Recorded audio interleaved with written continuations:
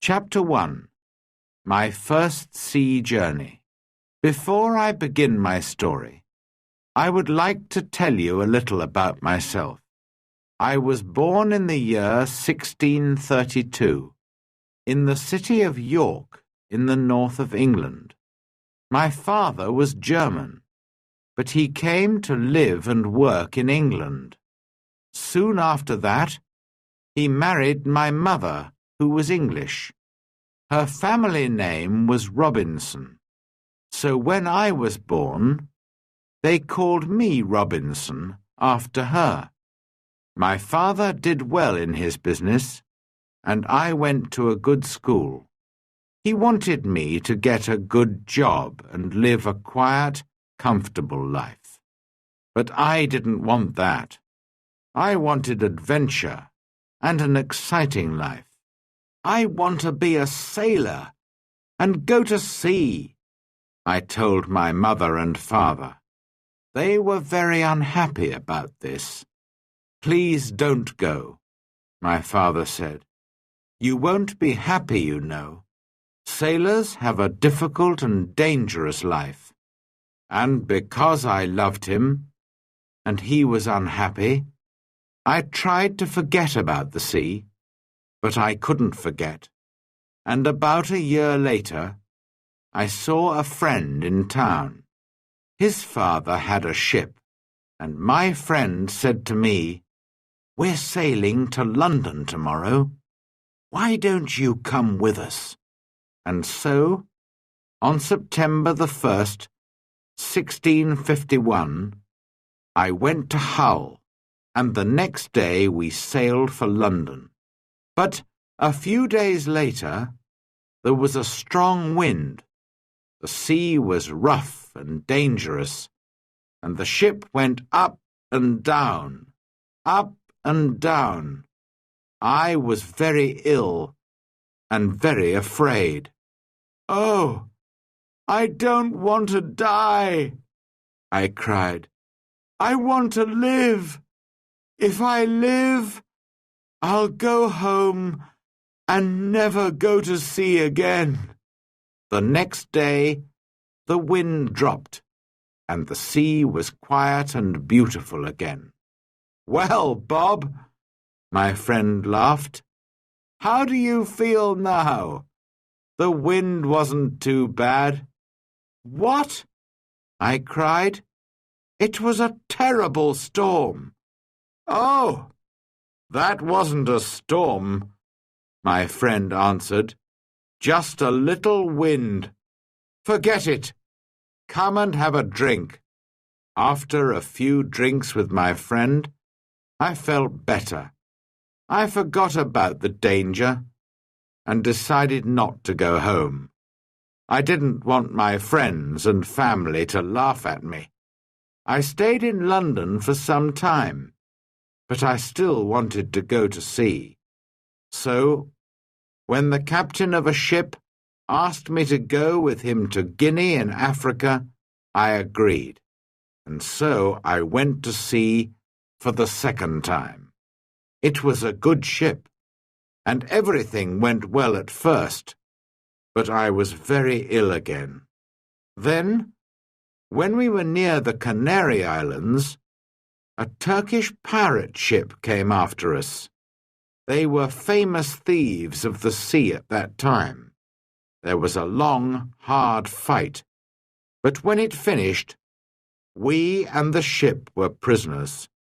The Turkish captain and his men took us to Salé in Morocco. They wanted to sell us as slaves in the markets there, but in the end, the Turkish captain decided to keep me for himself and took me home with him. This was a sudden and terrible change in my life. I was now a slave, and this Turkish captain was my master. Chapter 2. Down the coast of Africa. For 2 long years, I lived the life of a slave. I worked in the house and the garden, and every day I planned to escape, but it was never possible. I thought about it day and night. My master liked to go fishing in a little boat, and he always took me with him.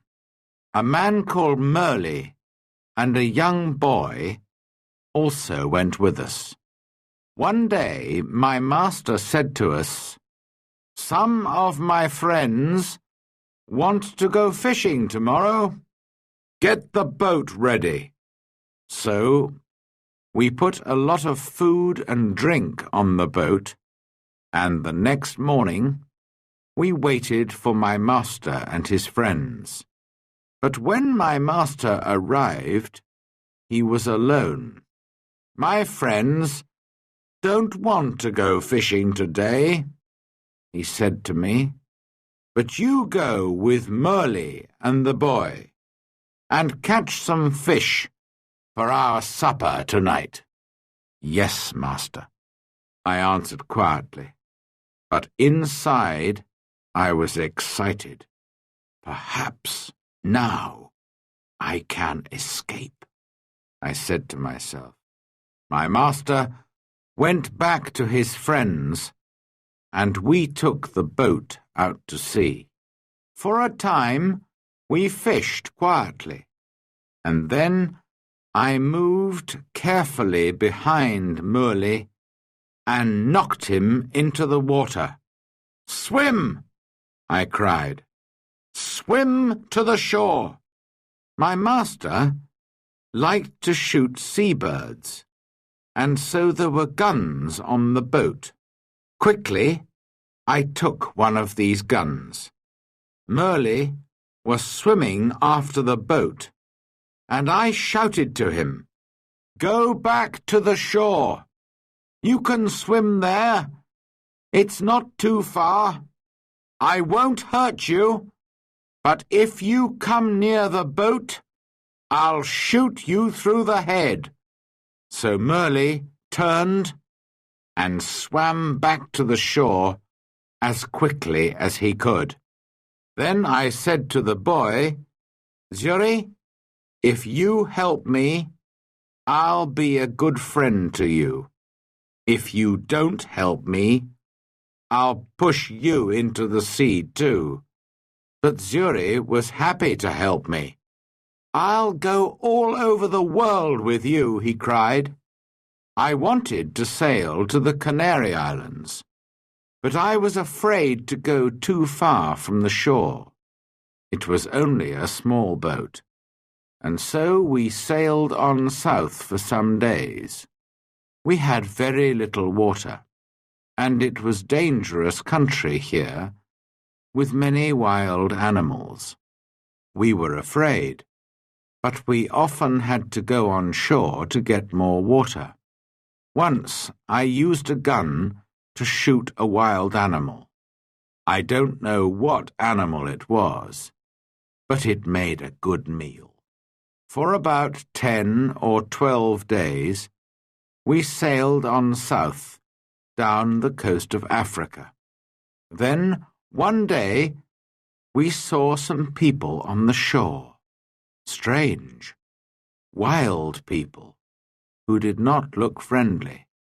By now, we had very little food, and we really needed help. We were afraid, but we had to go on shore. At first, they were afraid of us too. Perhaps white people never visited this coast.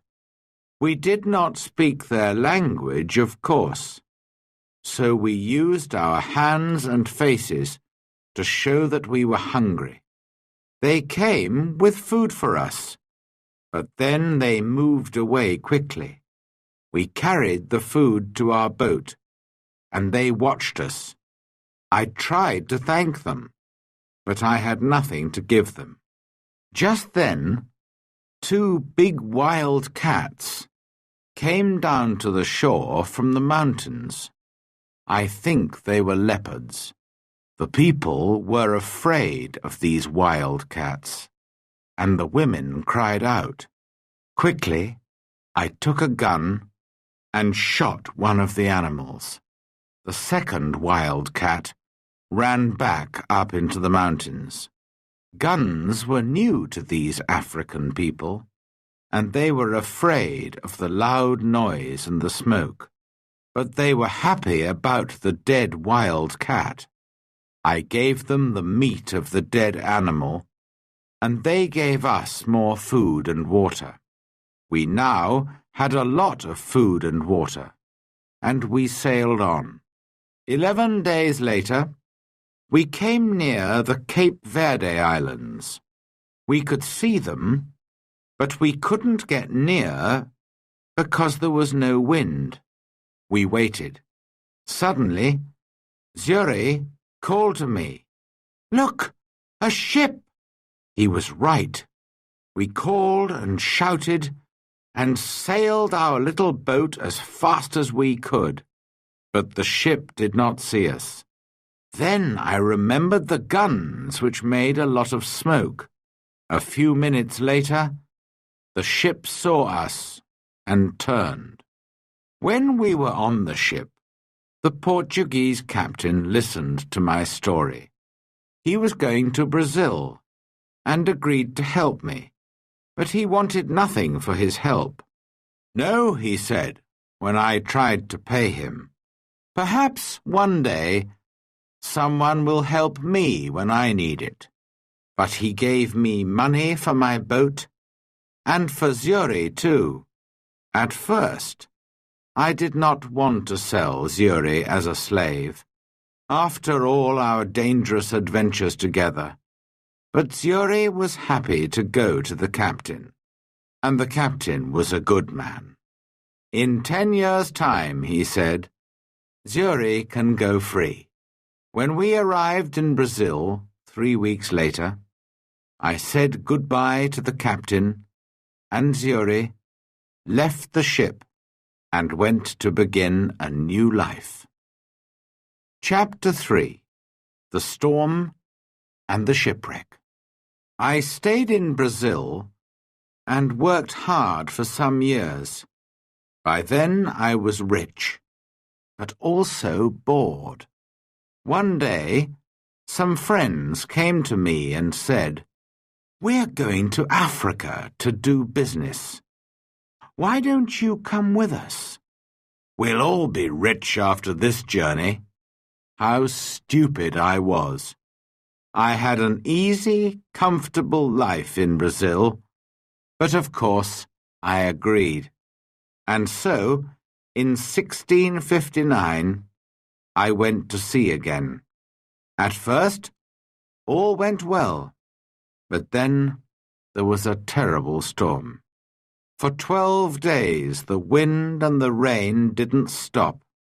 We lost 3 men in the sea, and soon the ship had holes in its sides.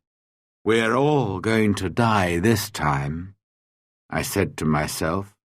Then one morning, one of the sailors saw land, but the next minute our ship hit some sand just under the sea. The ship could not move, and we were really in danger now. The sea was trying to break the ship into pieces, and we had very little time. Quickly, we put a boat into the sea and got off the ship. But the sea was very rough, and our little boat could not live for long in that wild water. Half an hour later, the angry sea turned our boat over, and we were all in the water. I looked round for my friends, but I could see nobody. I was alone. That day I was lucky, and the sea carried me to the shore. I could not see the land, only mountains of water all around me. Then, suddenly, I felt the ground under my feet. Another mountain of water came, pushed me up the beach, and I fell on the wet sand. At first, I was very thankful to be alive. Slowly I got to my feet and went higher up the shore. From there I looked out to sea. I could see our ship, but it was wrecked, and there was nobody near it. There was nobody in the water.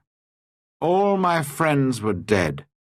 I was alive, but in a strange, wild country, with no food, no water, and no gun.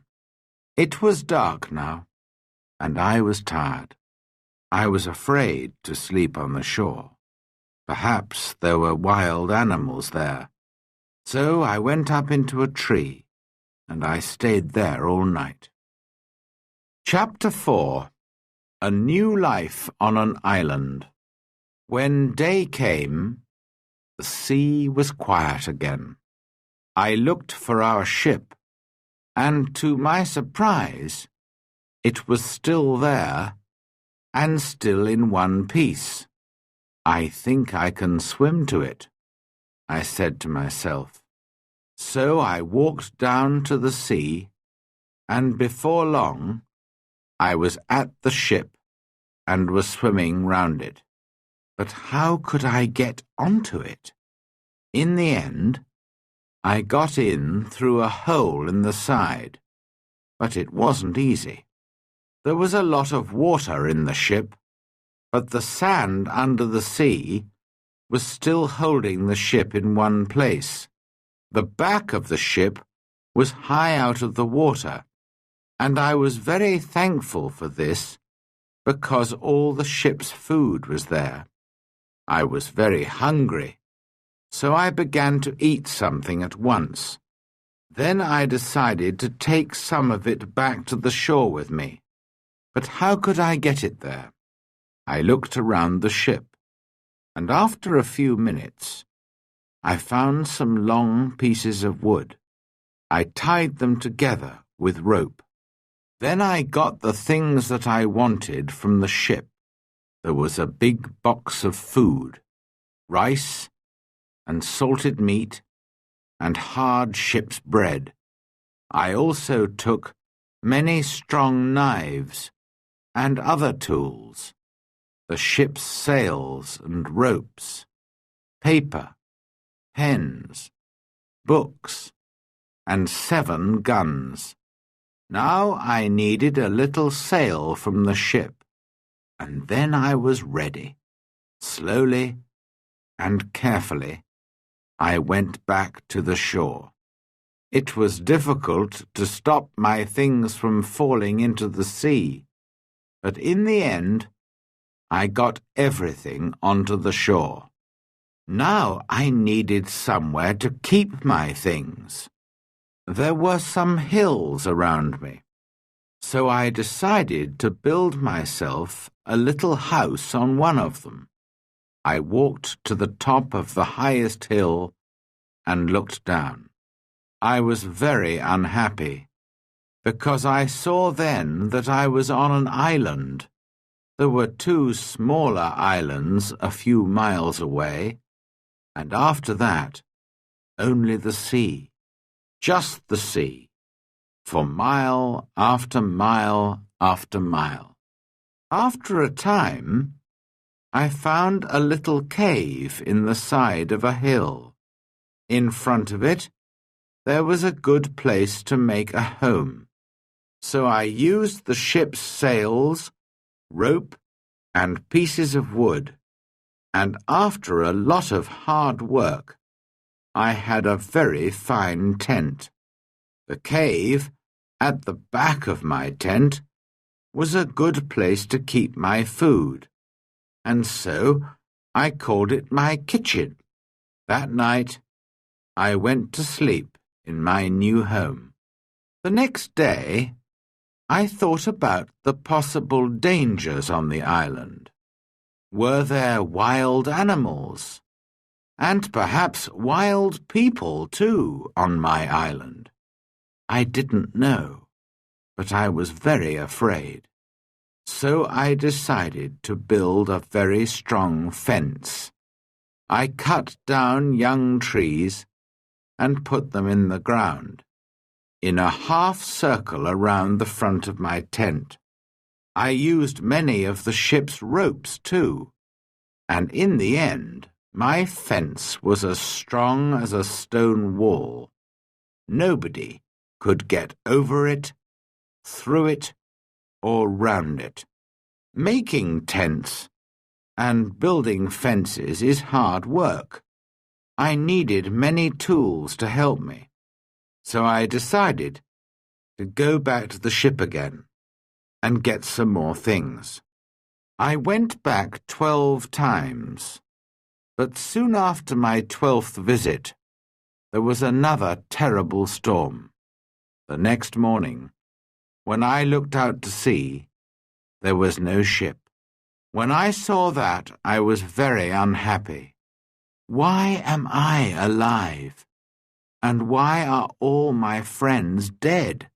I asked myself. What will happen to me now, alone on this island without friends?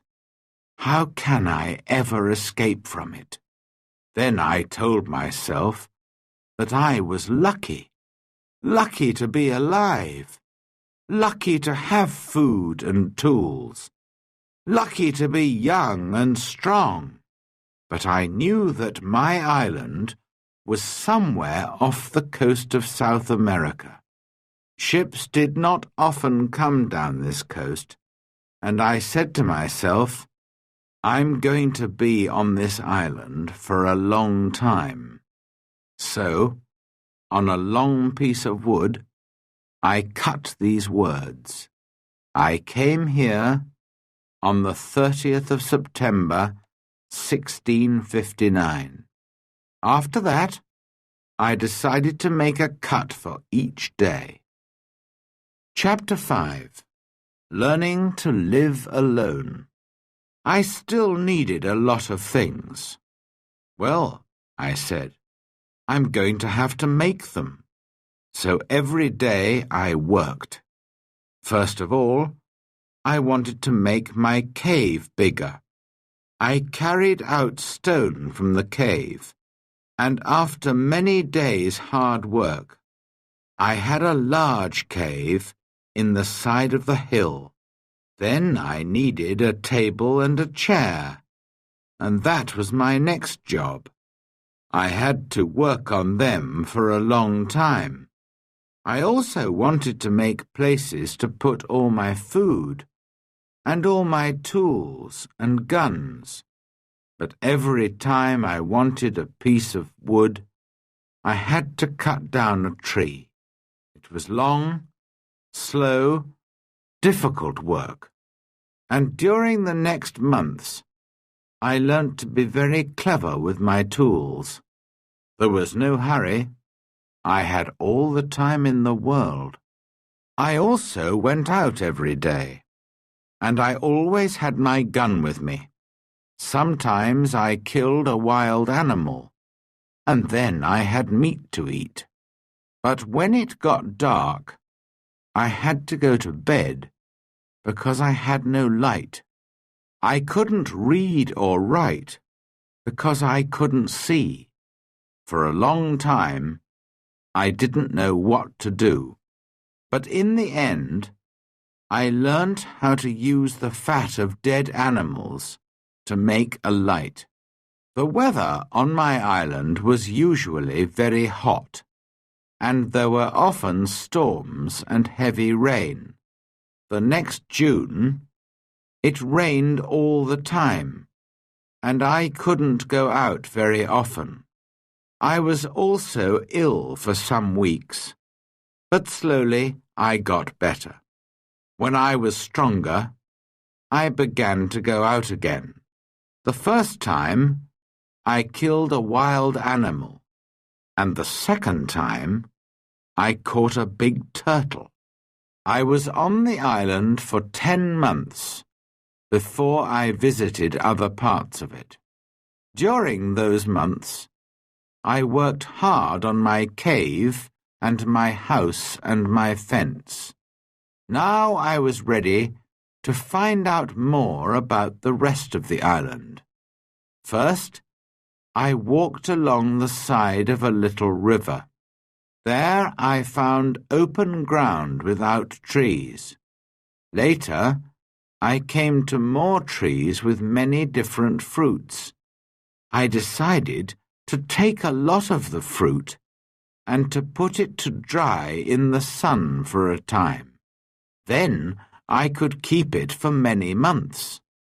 That night, I went to sleep in a tree for the second time, and the next day I went on with my journey. Soon I came to an opening in the hills. In front of me, everything was green, and there were flowers everywhere. There were also a lot of different birds and animals. I saw that my house was on the worst side of the island, but I didn't want to move from there. It was my home now. I stayed away for 3 days, and then I came home. But I often went back to the other, greener side of the island, and so my life went on. Every month I learnt to do or to make something new. But I had troubles and accidents too. Once there was a terrible storm with very heavy rain. The roof of my cave fell in and nearly killed me. I had to build it up again with many pieces of wood. I had a lot of food now. I cooked it over a fire or dried it in the sun. So I always had meat during the rainy months when I could not go out with a gun. I learnt to make pots to keep my food in, but I wanted very much to make a harder, stronger pot, a pot that would not break in a fire. I tried many times, but I could not do it. Then one day I was lucky. I made some new pots and put them in a very hot fire. They changed colour, but did not break. I left them there for many hours, and when they were cold again, I found that they were hard and strong. That night I was very happy. I had hot water for the first time on the island. By then, I also had my own bread. That was luck too. One day I found a little bag. We used it on the ship to keep the chickens' food in. There was still some of the food in the bag, and I dropped some of it onto the ground. A month later, I saw something bright green there, and after 6 months, I had a very small field of corn. I was very excited. Perhaps now I could make my own bread. It was easy to say, but not so easy to do. It is a lot of work to make bread from corn. Many people eat bread, but how many people can take corn from a field and make bread out of it without help? I had to learn, and to make many new things, and it was a year before I cooked and ate my first bread. During all this time, I never stopped thinking about escape. When I travelled across to the other side of the island, I could see the other islands, and I said to myself, perhaps I can get there with a boat. Perhaps I can get back to England one day. So I decided to make myself a boat. I cut down a big tree, and then began to make a long hole in it. It was hard work, but about 6 months later, I had a very fine canoe. Next, I had to get it down to the sea. How stupid I was! Why didn't I think before I began work? Of course, the canoe was too heavy. I couldn't move it. I pulled and pushed and tried everything, but it didn't move. I was very unhappy for a long time after that. That happened in my 4th year on the island. In my 6th year, I did make myself a smaller canoe, but I did not try to escape in it. The boat was too small for a long journey, and I did not want to die at sea. The island was my home now, not my prison, and I was just happy to be alive. A year or 2 later, I made myself a second canoe on the other side of the island.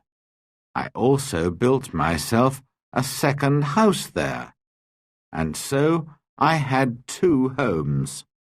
My life was still busy from morning to night. There were always things to do or to make.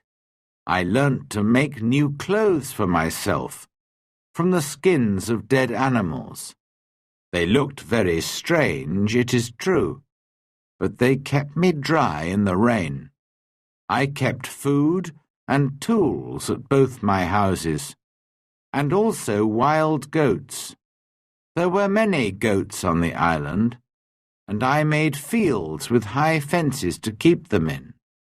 They learned to take food from me, and soon I had goat's milk to drink every day. I also worked hard in my cornfields, and so many years went by. Chapter 6. A Footprint.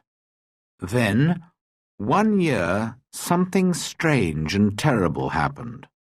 I often walked along the shore, and one day I saw something in the sand. I went over to look at it more carefully, and stopped in sudden surprise. It was a footprint, the footprint of a man. Who could this be?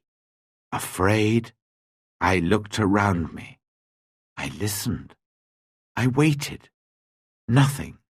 I was more and more afraid. Perhaps this man was one of those wild people who killed and ate other men.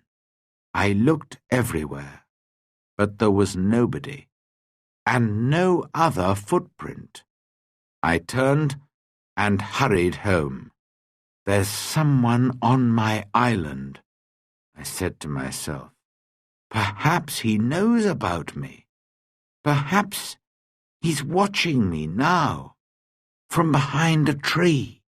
Perhaps he wants to kill me. That night, I couldn't sleep. The next day, I got all my guns ready, and I put more wood and young trees around my house. Nobody could see me now. But after 15 years alone on the island, I was afraid, and I did not leave my cave for 3 days. In the end, I had to go out to milk my goats, but for 2 years I was afraid. I stayed near my home, and I never used my guns because I didn't want to make a noise. I could not forget the footprint, but I saw and heard nothing more, and slowly I began to feel happier. One day, a year later, I was over on the west side of the island. From there I could see the other islands, and I could also see a boat far out to sea. If you have a boat, I thought, it's easy to sail across to this island. Perhaps that explains the footprint. It was a visitor from one of the other islands. I began to move more freely around the island again, and built myself a third house. It was a very secret place in a cave. No wild man will ever find that, I said to myself. Then one year, something happened which I can never forget. I was again on the west side of the island and was walking along the shore. Suddenly, I saw something which made me feel ill. There were heads, arms, feet, and other pieces of men's bodies everywhere. For a minute, I couldn't think, and then I understood. Sometimes there were fights between the wild men on the other islands. Then they came here to my island with their prisoners to kill them, cook them, and eat them. Slowly, I went home, but I was very angry. How could men do this? For many months, I watched carefully for the smoke from fires, but I didn't see anything. Somehow, the wild men came and went, and I never saw them. I was angry and afraid. I wanted to shoot them all, but there were many of them, and only one of me. Perhaps I can shoot 2 or 3, I said to myself, but then they will kill and eat me. Then, one morning in my 23rd year on the island, I was out in my fields, and I saw the smoke from a fire. Quickly, I went up the hill to watch. There were 9 men around the fire, and they were cooking their terrible food. Then these wild men danced round the fire, singing and shouting. This went on for about 2 hours, and then they got into their boats and sailed away. I went down to the shore and saw the blood of the dead men on the sand. The next time they come, I'm going to kill them, I said angrily. Chapter 7. Man Friday. For 2 years, I never went anywhere without my gun. I felt lonely and afraid, and had many sleepless nights. One night, there was a very bad storm, and I thought I heard the sound of guns out at sea. The next morning, I looked out and saw a ship. It was lying on its side not far from the shore. Quickly, I put my little boat in the water and sailed out to it. There were 2 dead men on the ship, but no one alive. The bodies of the other sailors were lost in the sea. I took some clothes and tools, and also a box of Spanish gold and silver money. I was a rich man now, but what use was money to me? I could not buy anything with it. I wanted people, a friend, somebody to talk to, somebody who could help me escape from my island. One morning, I woke up and made a plan. I'll try to catch one of the prisoners of the wild men, I said to myself. He'll be happy to be alive, and perhaps he'll help me to escape. I watched day and night, but for 1.5 years there were no boats. Then one day 5 boats came. There were about 30 men, and they had 2 prisoners. They made their fire on the sand and danced round it. Then they killed one of the prisoners and began to cook their terrible meal. The second prisoner waited under the trees, with 2 men to watch him. Suddenly, the prisoner turned and ran. The 2 men ran after him, but the other wild men were busy round the fire and did not see what was happening. The prisoner ran like a wild goat, and soon I saw that he was coming near the bottom of my hill. As fast as I could, I ran down the hill and jumped out of the trees between the prisoner and the two wild men. I hit the first man with the wooden end of my gun, and he fell down, but I had to shoot the second man. The poor prisoner did not move. He was afraid of the noise of my gun. I called to him and tried to show him that I was friendly. Slowly, he moved nearer to me, but just then the first wild man began to get up from the ground. Then the prisoner spoke, and I understood that he wanted my sword. How happy I was to hear words again. I gave him my sword, and at once he cut off the head of his enemy. Hurriedly, we hid the dead bodies under some leaves, and then left quickly. I took my prisoner to my secret cave on the other side of the island, and gave him food and drink. After that, he went to sleep. He was a fine young man, about 25 years old, tall and well-built, with a kind face and a nice smile.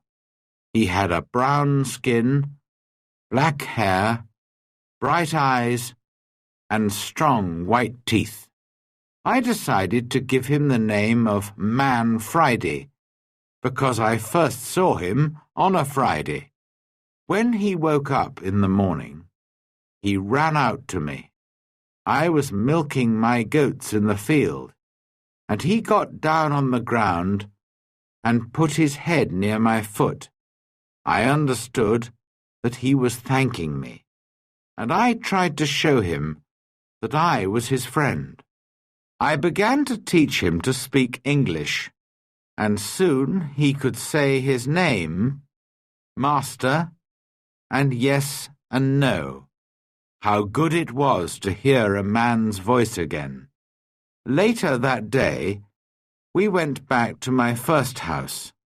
We went carefully along the beach, but there were no boats and no wild men, just blood and bones all over the sand.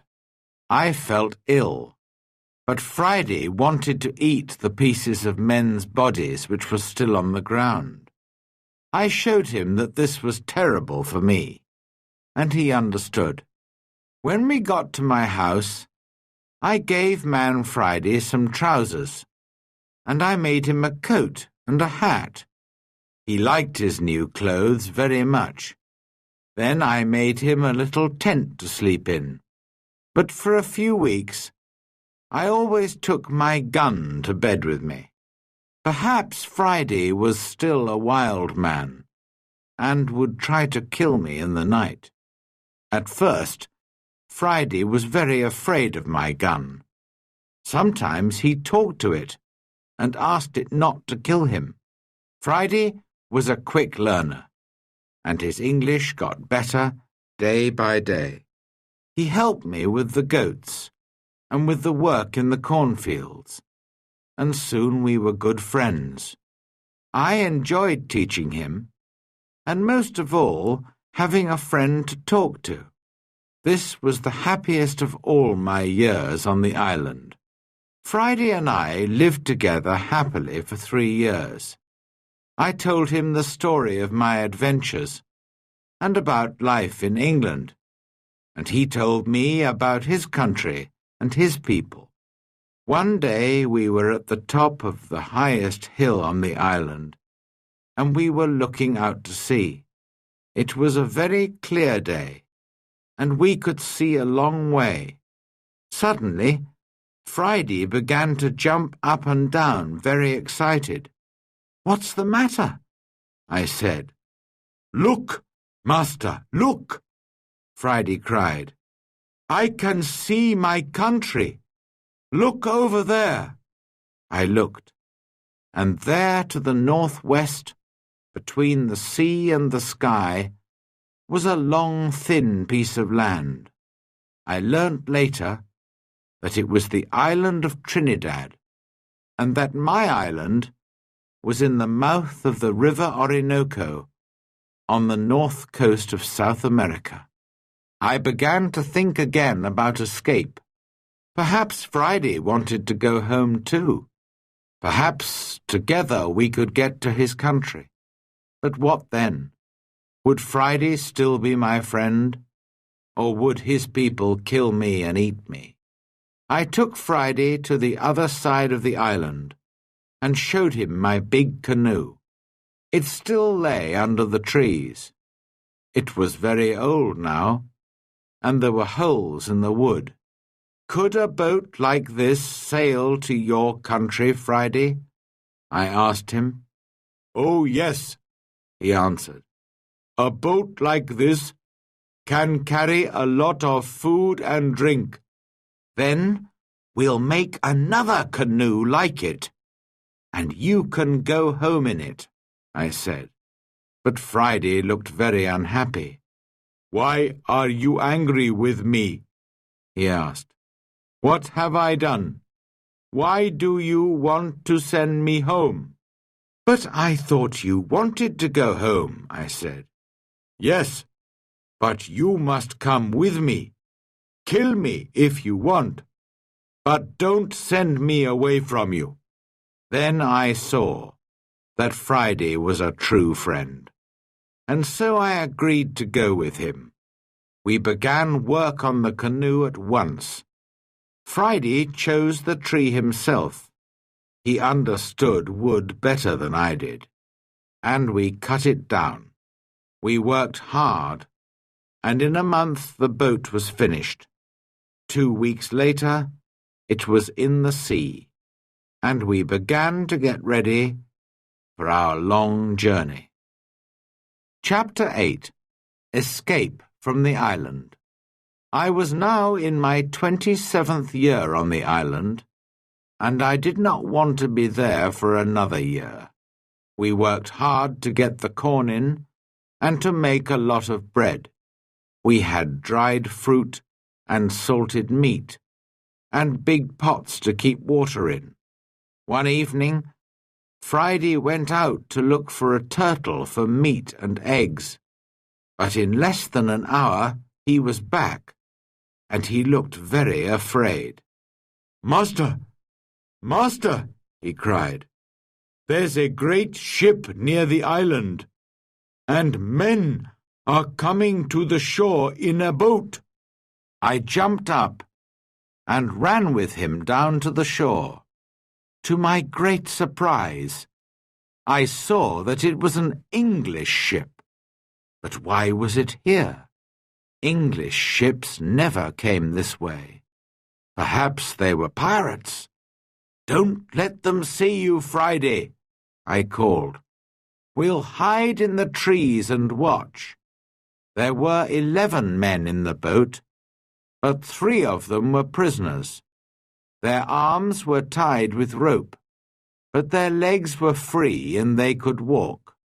The other sailors pushed the 3 prisoners up the beach, laughing and shouting and hitting them. Then some of them sat down on the sand and began to drink. Others walked away to look at the island, and 2 men stayed to watch the boat.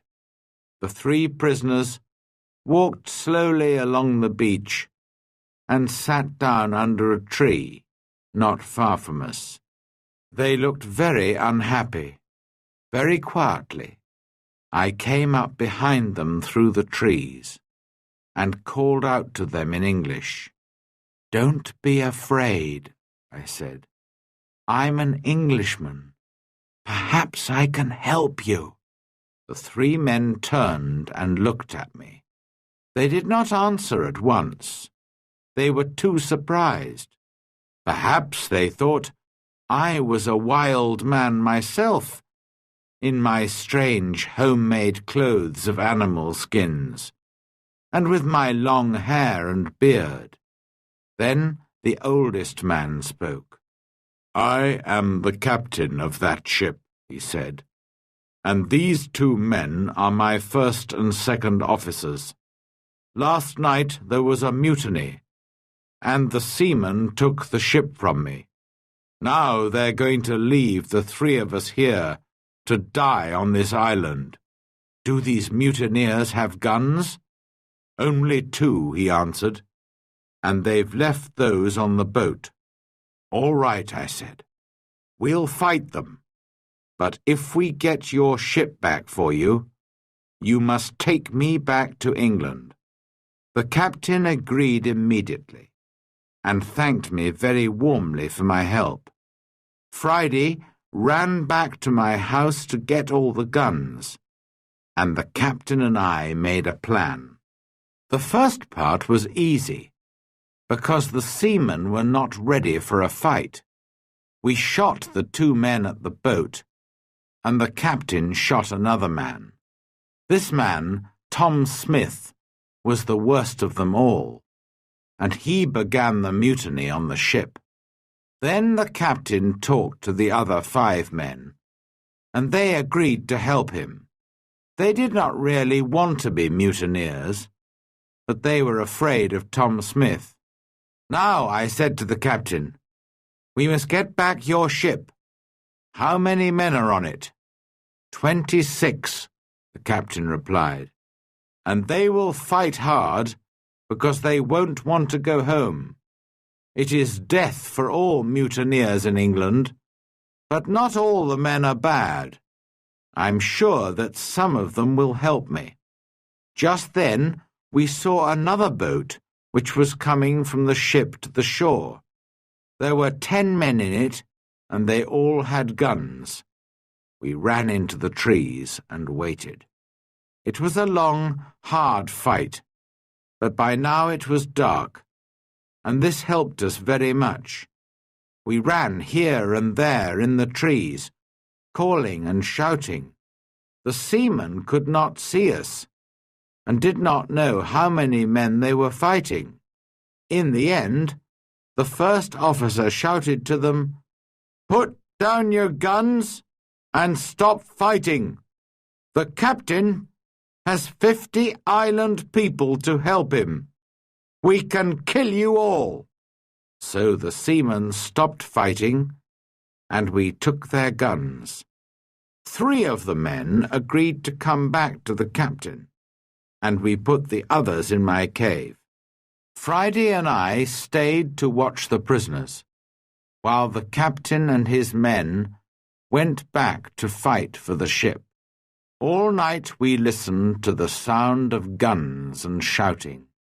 But in the morning, when the sun came up, the captain was master of his ship again. I went down to the shore to meet him. "My dear friend," he cried, "there's your ship. I'll take you to the ends of the world in it." I put my arms round him, and we laughed and cried together. How happy I was to leave the island. My good friend Friday came with me, of course, but we left the mutineers on the island. We decided not to kill them. They could begin a new life on the island. I showed them my 3 houses, my cornfields, and my goats and all my tools. Their life would be easy, because of all my hard work for so many years.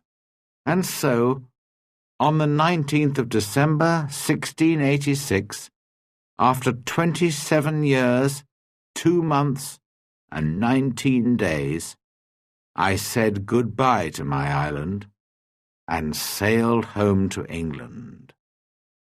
Chapter 9. Home in England. When I came back to England, I felt like a stranger in the country. Many things were different, and not many people remembered me.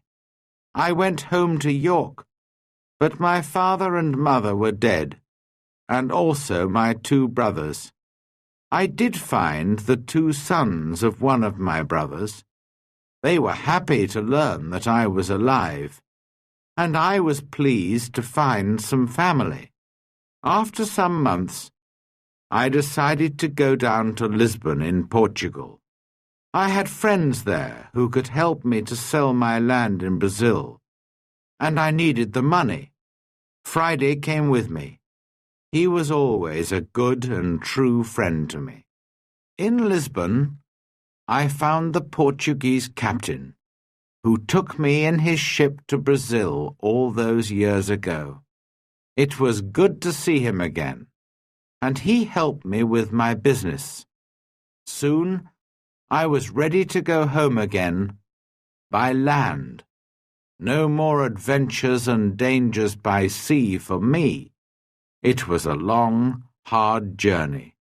We had to cross the mountains between Spain and France in winter, and the snow was deep.